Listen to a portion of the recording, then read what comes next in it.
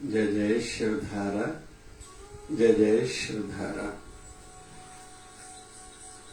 आज के युग में हम लोग देखेंगे कि वृत्तियां, विचारधारा,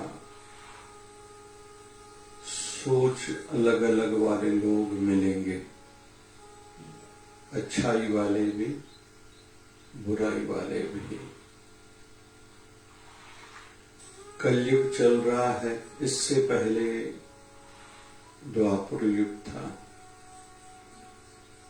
एक सोच है भगवान श्री कृष्ण की, दूसरी है कंस की।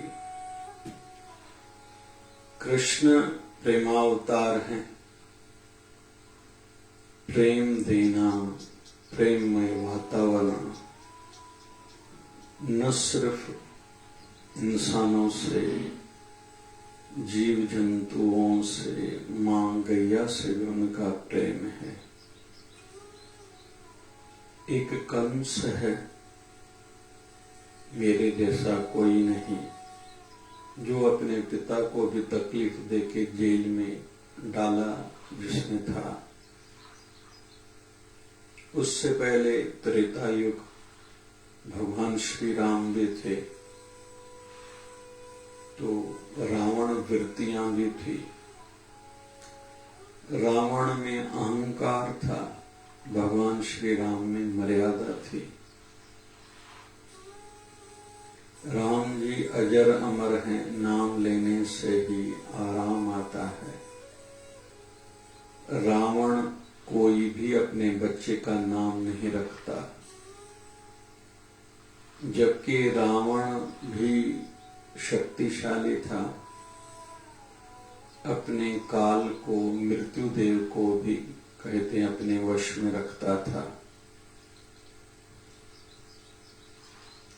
1,00,000 पूत 1,25,00,000 नाती, तय रावण घर दिया न पाती।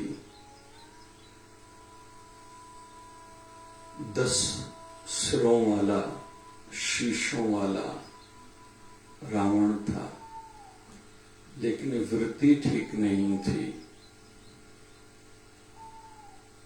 ऐसे ही सतयुग में हम लोग देखेंगे, एक ही घर में पिता हिरण्यकश्यप भी है, जिन्होंने भक्ति करी है, वरदान पाया था मैं अजर अमर रहूं।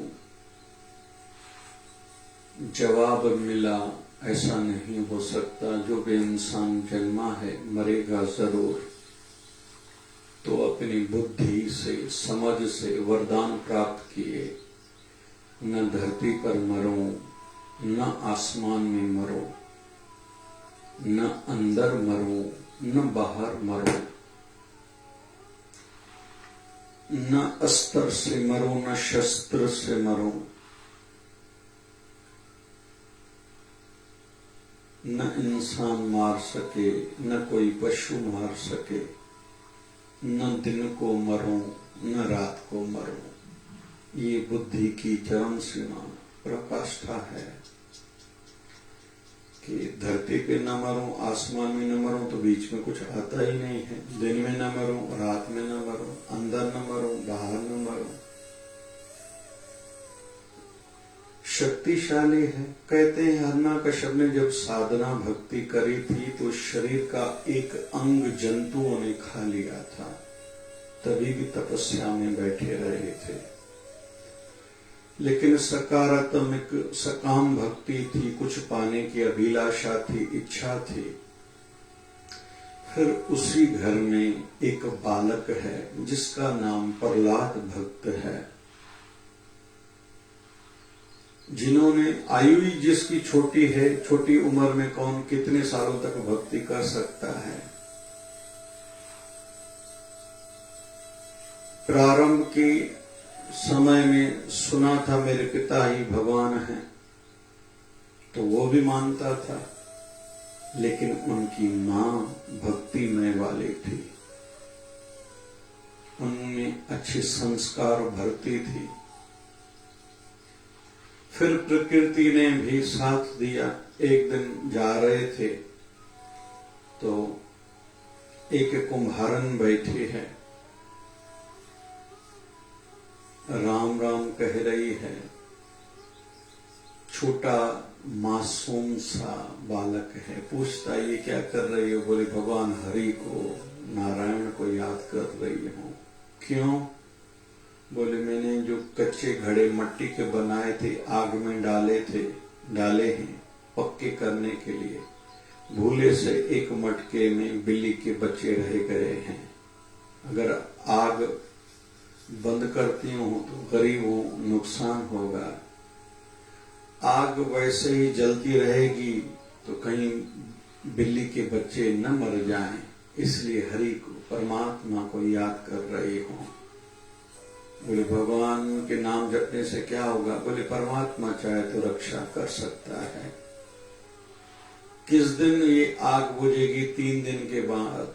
तो 3 दिन के बाद वो छोटा सा बालक प्रहलाद आया है, देखता है कि जिंदा जीवित बच्चे बिल्ली के उस आग से बच के निकलते हैं। विश्वास पक्का हो गया।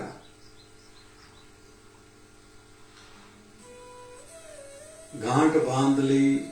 भगवान जो संसार का है वो हरि है, नारायण है।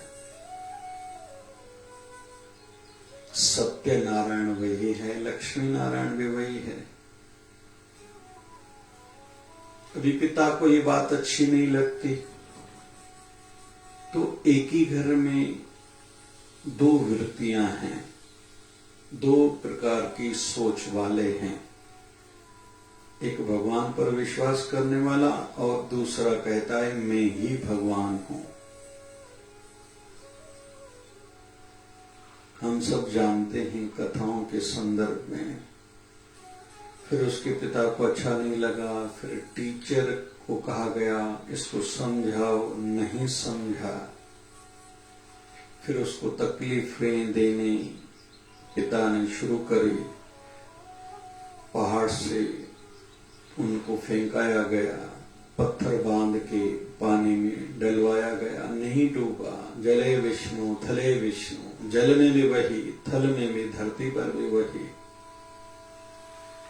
फिर वो बालक का विश्वास बनता गया। उस समय में एक कठोर सजा होती थी, हाथी को शराब पिला के उसके पैरों के नीचे रस्सी से बांध के कुचला के मार दिया जाता था। ये सजा मिली। प्रहलाद का विश्वास था इस हाथी में भी वही है, तो हाथी में से भी उसको हरि के दर्शन होने लगे। हाथी ने प्रणाम किया, कुचला नहीं, बच गया। हिरण्यकश्यप की बहन है, होलिका नाम है, उसको भगवान ब्रह्मा का वरदान मिला हुआ एक चादर है। चादर पहन के आग में बैठे, आग नहीं जलाएगी। लकड़ियां रखी गई, बुआ को बिठाया गया, उसके गोद में प्रहलाद भतीजा बैठा है। चादर से ओढ़ के खुद को और प्रहलाद को ढका है। नियत भावना ये थी, आग जब पूरी चरम सीमा पर होगी, पूरी लकड़ियों को आग लग जाएगी, चादर हटा के बालक को छोड़ दूंगी, प्रहलाद मर जाएगा, होलिका बच जाएगी। ऐसा किया गया।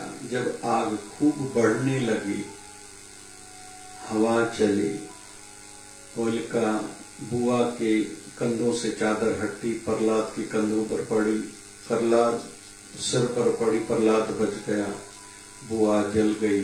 क्यों? करी तो तपस्या उसने भी थी, लेकिन उसकी नीयत भावना खराब थी।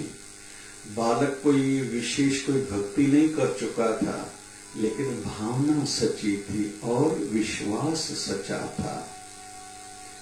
हम भी कितने अच्छे ऊंचे हों, बड़े घर से हों, पढ़ाई पैसा पद प्रतिष्ठा कितनी भी हो, लेकिन नियत अच्छी नहीं है तो हमारा भविष्य, फ्यूचर हमारा खराब होने वाला ही है। इसलिए सदैव अपनी नियत पर ध्यान रखें, बनाए रखें। तो चुनाव हमारे ऊपर है, हम किसको चुनते हैं, किस प्रकार के एक ही घर में दो प्रकार के उदाहरण मिलेंगे। एक ही पिक्चर सिनेमा में विलेन भी दिखेगा, हीरो भी दिखेगा। तकलीफें ज्यादा शुरू में हीरो को आएगी, लेकिन अंत हीरो का अच्छा है जो अच्छे रास्ते पर चल रहा है। विलेन अधिकतर ज्यादा समय तक देखा जाता है जुल्म करता है, लेकिन वो नष्ट जरूर होता है, मरता जरूर है। यहाँ तक कि विलियन भी एक्टिंग तो खूब करता है, लेकिन उसको इतने पैसे नहीं मिलते एक्टिंग करने के, फिल्म बनाने के, जितने हीरो को दिए जाते हैं। कुल मिला के हमें ही चुनाव करना है। हम जिस भी घर में रहते हैं, कोई काम बिल्कुल नहीं करता, ऐसे भी होंगे। कोई ज्यादा काम करता है, विशेष तौर पर हमारी माँ, हमारे बाप, हमारे दादी जी, दादाजी, नाना नानी, चाचा चाची, बड़ा भाई, छोटा भाई, बड़ी बहन, छोटी बहन आदि, भाभी जी। तो ज्यादा काम करने वाले भी हैं, काम न करने वाले भी हैं, आलसी भी हैं। हमें चुनाव करना है, हमें किसको आदर्श आइडल बना के हमें वैसा होना है। मतलब ज्यादा काम करने वाला बनाना चाहिए खुद को। फिर ऐसे ही धंधे में, एसोसिएशन में, पंचायत में, गुरु संस्था, गुरु आश्रम, मंदिर, मठ में ऐसे लोग मिलेंगे जो कामचोर हैं, भ्रष्टाचारी सोच है, करप्शन वाली सोच है। कुछ लोग फिर निष्कामता से काम करते हैं। हमें चुनाव करना है, मुझे क्या बनना है। उन जैसों को देखता रहूं, सुनता रहूं, पढ़ता रहूं, मैं भी धीरे धीरे वैसा बन जाऊंगा। अगर सोच अच्छी नहीं है, भी ठीक नहीं है, व्यवहार लेन देन ठीक नहीं है, भी ठीक नहीं है, आचरण में शुद्धता नहीं है, हमारी दिनचर्या टाइम टेबल में अगर पवित्रता, प्योरिटी नहीं है, तो भी ठीक नहीं है। चुनाव हमारे हाथ में है। हमारे टीचर ने हमें पढ़ाया, हमने उनको क्या दिया, क्या दे सके थे। अभी हमें छोटों को ऐसे ही कुछ दे के जाना है। हमारे जूनियर्स जो भी हैं, हमारे घर के बच्चे जो भी हैं, ये सोच रखनी है। हमें माँ बाप ने परवरिश करी, हमारी पालना करी, जन्म दिया, ध्यान रखा। अभी बुढ़ापे में उनका ध्यान हमें रखना है। फिर अपने बच्चों को ऐसी सोच, ऐसे संस्कार देने हैं कि वो हमारी भी सेवा करें और अपने बच्चों को भी वही सिखाएं। लेकिन ये तब होगा जब हम अपने बच्चों के सामने अपने बड़ों की सेवा करेंगे। तो चुनाव हमारे हाथ में है। संडे है, छुट्टी का दिन है, हमें कहाँ जाना है। व्यर्थ की बातों में समय बर्बाद करना है या जो जरूरी काम है, जो करने चाहिए, जो काम के काम है, वो करके हम अपने समय को सार्थक बनाते हैं, ये हमारे हाथ में है। तो चुनाव हमारा ठीक हो, चुनाव में गलती न करें। वैसे पिक्चर्स देखें, वैसे बुक्स पढ़ें, वैसे लोगों को देखें जो हमारे घर में ज्यादा मेहनत कर रहे हैं, हमारे धंधे में, एसोसिएशन में, पड़ोस में, मित्रों में, रिलेशंस में, गुरु दरबार में, पंचायत में ज्यादा काम कर रहे हैं। उनको देखेंगे, हम भी उत्साही बनेंगे, आलस्यों का संग करेंगे। जो निकम्मे हैं, जो करप्शन, भ्रष्टाचारी सोच वाले हैं, कहीं हम भी वैसा न बन जाएं, इस पर हमें ध्यान देना होगा। चुनाव के मामले में ठीक बने, अच्छा चुनाव किया, अच्छे मार्ग पर लगे, रास्ते पर लगे तो फ्यूचर, भविष्य अच्छा।